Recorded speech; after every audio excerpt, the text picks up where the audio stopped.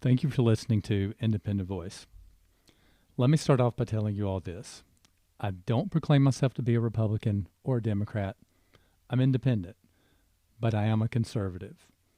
I'll generally align with the Republican Party platform for most issues, but that doesn't mean that I'm going to fall in line with everything that they do or say or legislation that they want to pass.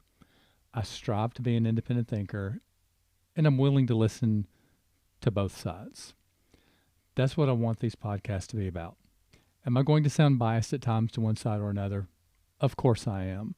Anyone or any news organization that says they aren't, they're just simply liars. Okay, so that being said, the town halls last night, we all know they weren't town halls. It was all media propaganda to try to steer voters in one direction. Let's talk about it, and of course, I'm going to throw in a bit of my opinion on some of these topics as we go.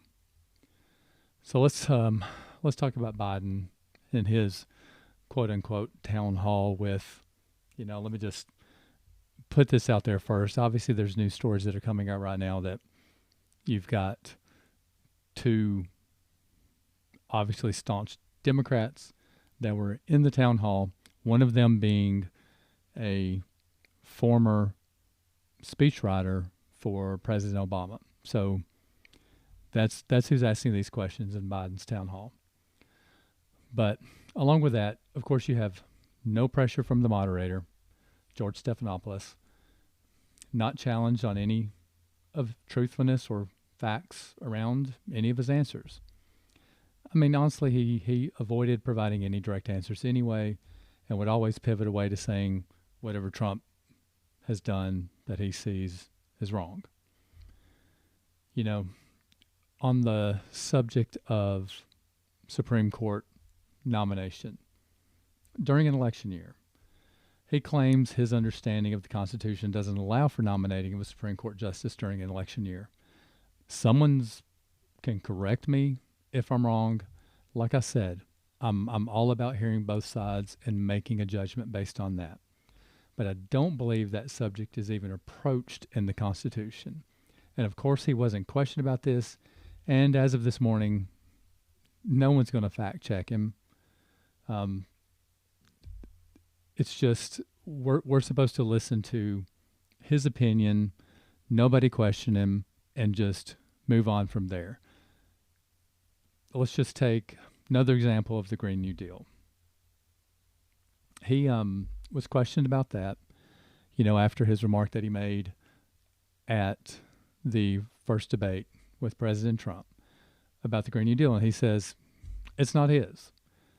And of course he was questioned one time and, informed that it is on his website and that it says that it's a great framework. And of course, Biden says that he's referring to his plan being a great framework, not the Green New Deal. But it's easy for any of us to go to Joe Biden's website where it clearly says otherwise. And even though he was asked to clarify this, he was just allowed to say whatever he wanted to say. And George Stephanopoulos just moved on. I mean, apparently Joe Biden can say no wrong, and even if he says something wrong, well, the truth just changes to be whatever he decides it is at the time. So another topic was, approach with police brutality. Police brutality. So another topic that was approached was police brutality. And, we've heard this so many times from him and other Democratic officials. What are we going to do? You've got, obviously there needs to be some other tactics for de-escalating a situation. But, I mean, Joe Biden's tactic is if you're getting, if you're a policeman, policewoman getting attacked, shoot them in the leg. That'll stop them. Obviously, he's never been put in that situation, and nor has he paid any attention to anything that's ever been actually said about that were the fact is, I mean, if you've got these criminals high on any kind of drugs, you know, shooting them in the leg's not going to stop 'em. I mean, there's plenty of videos you can go out there and watch and see that that's just not the way this is going to work. In fact, of the matter, if police are in grave danger, fearing for their lives, or trying to protect other people, or just anyone in general public that is legally carrying a firearm and you're being attacked, the last thing you're going to do is shoot somebody in the leg and hope that that's going to stop what they're attempting to do to you. Now, he wasn't asked any questions about riots or violence, especially as it relates to BLM or Antifa. Let me make one thing perfectly clear. I do not think the Black Lives Matter movement and the Black Lives Matter organization are the same. The organization is a cover used to promote violence and unrest by, self-proclaimed Marxists. I truly believe the Black Lives Matter movement has never stopped. It's a new name, but it's the same movement led by Dr. Martin Luther King Jr. I applaud those that are handling this the right way, that are protesting for what they feel is right. I mean, that is their constitutional right to do so. And I believe most of those people are not promoting violence. They're not looting. They're not rioting. But the fact of the matter is the people that are using Black Lives Matter movement as a cover to do something like this, you know, that's just staining the movement itself. The Black Lives Matter organization is a stain on our society, but I believe that the people that are truly involved in what Black Lives Matter means to them and are handling things the right way, that's fine. Go out and speak your mind. I think great strides have been made in this movement, but I think we as a country still have a lot of work to do. But here's the thing. No group of people should have special privileges based on any class, race, religion, or any other characteristic. We hold these truths to be self-evident, that all men are created equal. Laws and policies should revolve around that and nothing else. Any law that treats any group differently is simply unconstitutional, and if it's a law or policy that allows any discrimination against anyone based on the color of their skin, giving someone based on the color of their skin any kind of special privilege, any kind of extra money, any kind of extra help, any kind of anything that's different than what they would give anyone of another color, it's racist, black or white. So on to court packing. He already said it's none of our business, and uses the excuse that would be the headline the next day if he did answer it.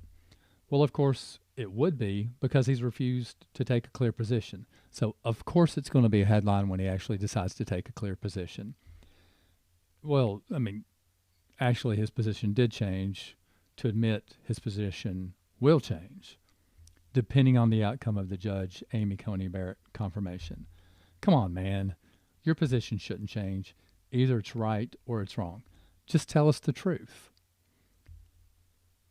So, the only time that he might have been ever challenged directly by an audience member on anything, you know, he's just flipping his position. So let's just take fracking as an example.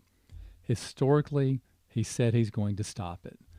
But of course, where he was last night when asked, he said he would support safe and responsible fracking. Same way with taxes.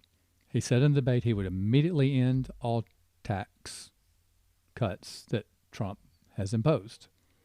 When asked about it, since it would obviously affect middle-class families, he said he would just repeal some of the cuts, and that you're not going to be taxed if, you know, you make less than $400,000 a year. But again, it's one of those things you can't really have it both ways. Either you're going to repeal all of the Trump tax cuts on day one, just like he's saying he's going to do, or he's not. So give us the plan.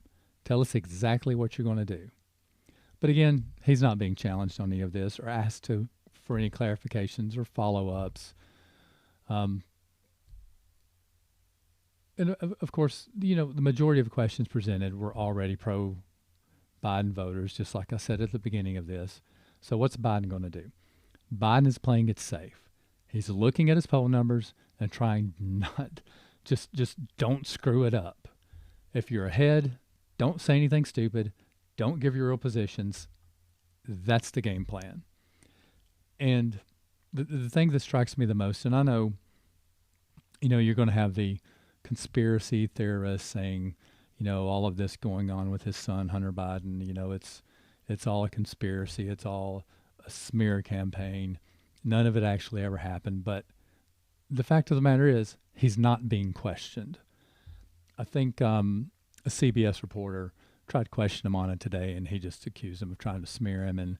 But he's not answering any questions. I mean, the Bidens haven't denied any of the content of the emails that were obtained. They haven't denied it. They've only said there was nothing on Joe Biden's calendar that said he had a meeting with anyone from Ukraine.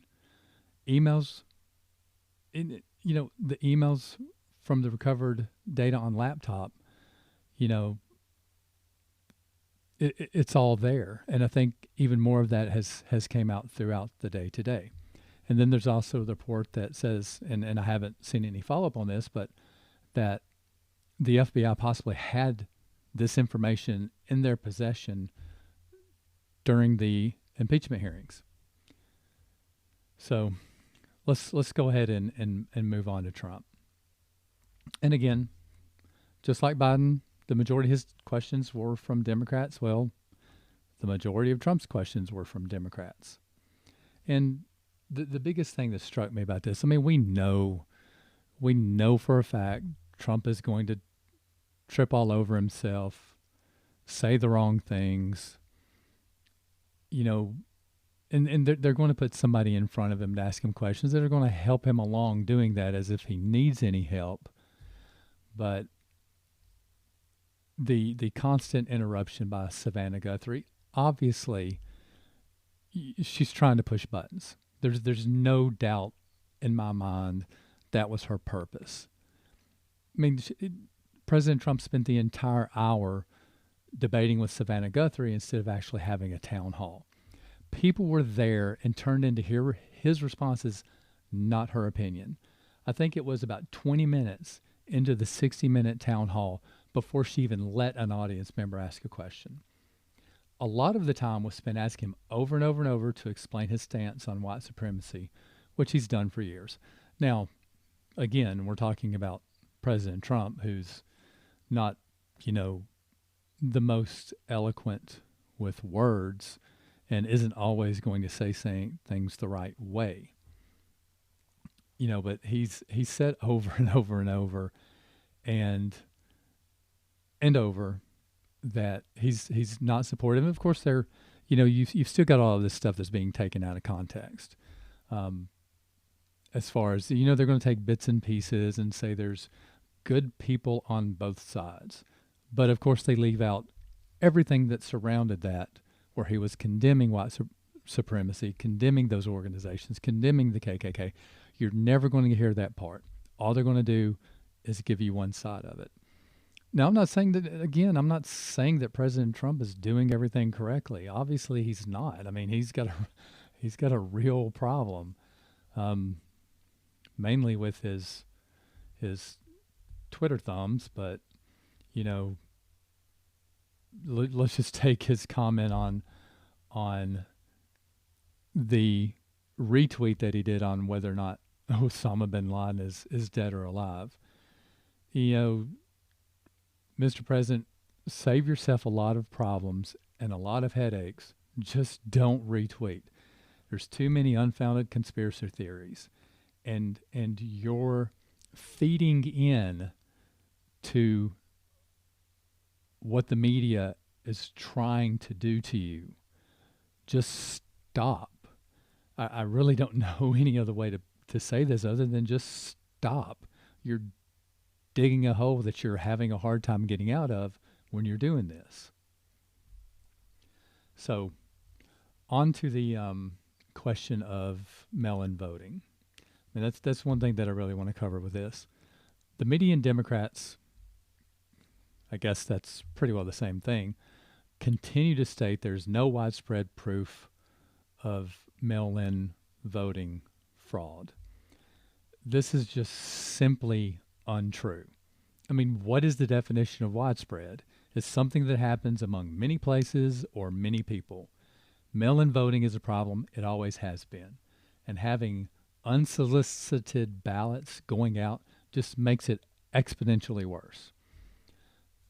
This is something that's, of course, on whitehouse.gov, but the Heritage Foundation reports, as of today, 1,298 proven instances of voter fraud with 1,121 criminal convictions. It's happened in every state.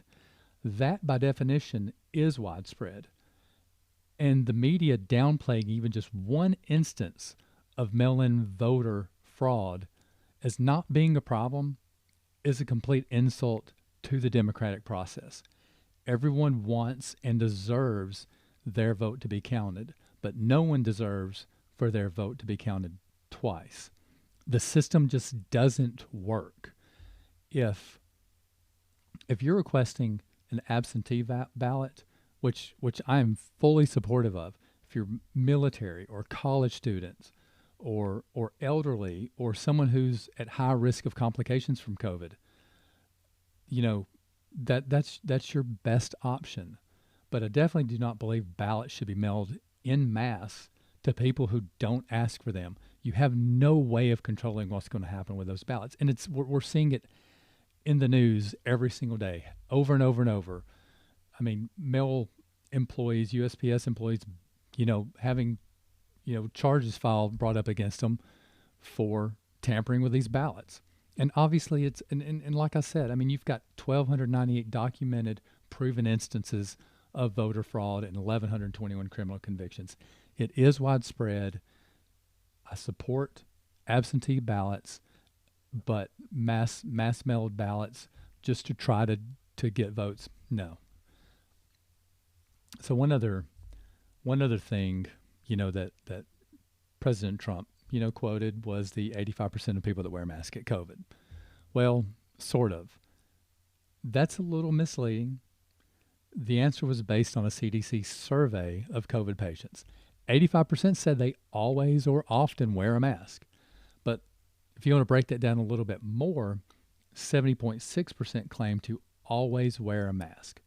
This is self-reported always and still get infected. So how reliable is the data?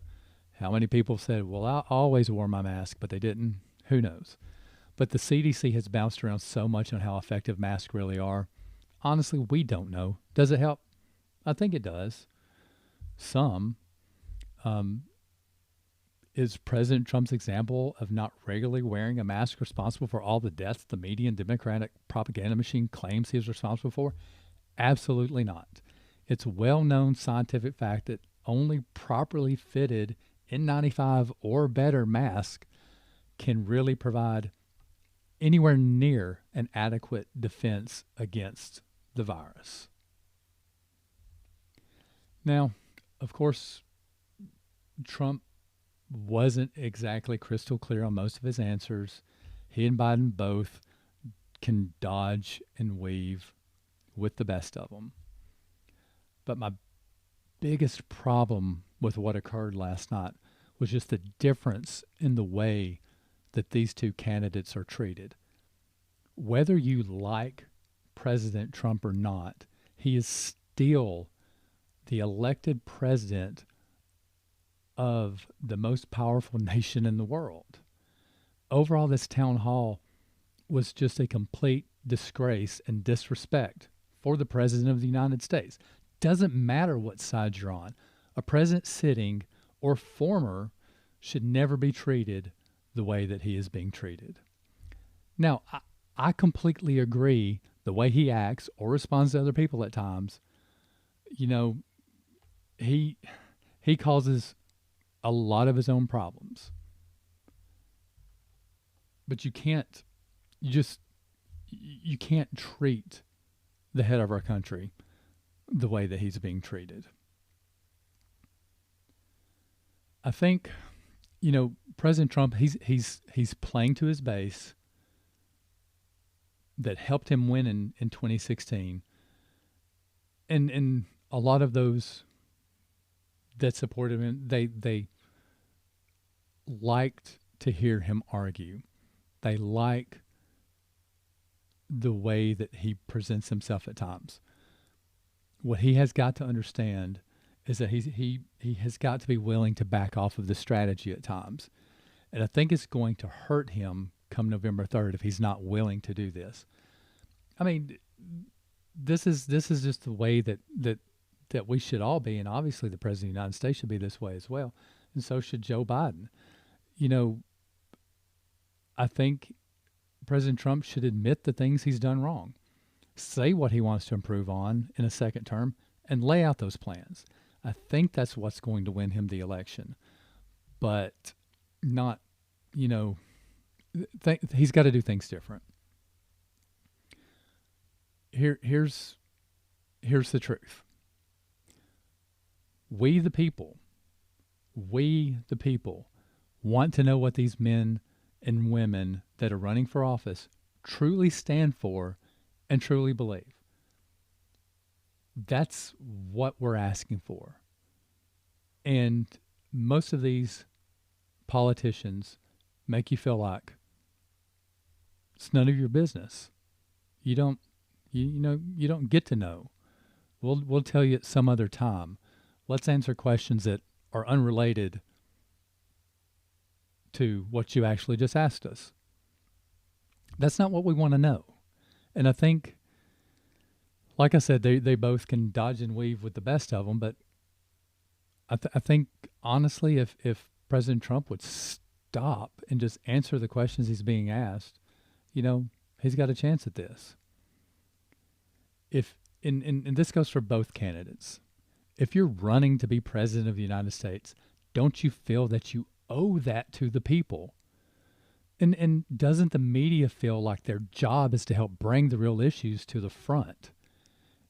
If you want to have a town hall, have a town hall. Make it about real people. Make the questions real.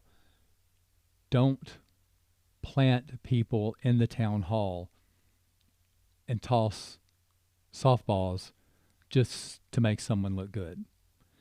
Leave the debate to the debates. Savannah Guthrie had no right to debate Donald Trump. Obviously, that's what the media wanted to see. That's what the Democrats wanted to see. They got what they wanted. But leave the debates to the debates. If you're a Democrat, I'm sure it accomplished exactly what you hoped it would. Biden stayed out of trouble, and Trump was pressured on all the talking points that should have been put to bed months ago. We, the people, needed to demand better from our elected officials and the media. Do you want an election decided on what the media wants you to believe, or do you want, anyone running for the highest office in the land to be asked the hard questions so that you can find out where they truly stand on the issues that matter most to you? We already know how corrupt the political system is. We already know how corrupt business practices can be. We all need to be, open our eyes and realize this is never going to be a perfect system. Of course, favors are done for and by these men and women in power in the United States. The media wants to treat us all like we're stupid. Cover both sides fairly. Of course, Donald Trump has played the IRS system to his advantage and used every business law and loophole that he and his attorneys can find to make the most money for himself and his family. Of course, Joe Biden has done favors with his political influence for his children and also to make as much money as he possibly can for he and his family. This isn't news, but the media only wants to cover one side of this. These town halls are just another example of that. We must make it known to our elected leaders and media outlets that none of this is acceptable. At this point, unless President Trump voters turn out in record numbers and these reports of shadow voters turn out to be true, President Trump's in real danger of losing this election. Do I think this has been and will be a fair election and accurate results? No, absolutely not. Do I think the Democrats need to play any games or that there needs to be a corrupt mail in voting system for Biden to win? No, I don't believe that either. I think simply with the way things are currently being handled, the way the media is portraying everything, the way that they're not willing to ask Biden anything difficult, not willing to hold his feet to the fire for anything that he's, no, much less what he said 20 years ago. They won't hold his feet to the fire on what he said yesterday. All I can say is you've got to get out there and let your voice be heard. This is the entire point of living in a republic, so that our voices can be heard, and that if our elected officials aren't listening, we vote them out of office. So get out there and be heard. Make your voice known and vote for those that stand for what you believe in. Demand that those running for office tell you what they believe in. And like I said, these people running for office should feel like they owe that to us. The media should feel like that's their responsibility to make sure they get the truth out.